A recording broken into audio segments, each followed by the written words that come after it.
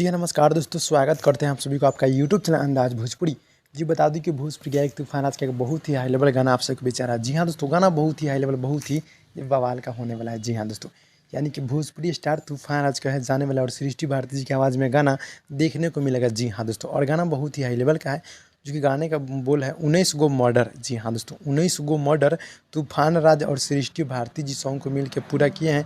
और गाना कल सुबह आप सबके बीच में, जी हाँ दोस्तों, कल सुबह 7 बजे केटी म्यूजिक वर्ल्ड के यूट्यूब चैनल के माध्यम से देखने को मिलेगा। केटी म्यूजिक वर्ल्ड यूट्यूब चैनल के माध्यम से। जी हाँ दोस्तों, तो गाना कल सुबह 7 बजे आप सब तैयार हो जाइए, यानी कि गाना भोरे भोरे छूटेगा।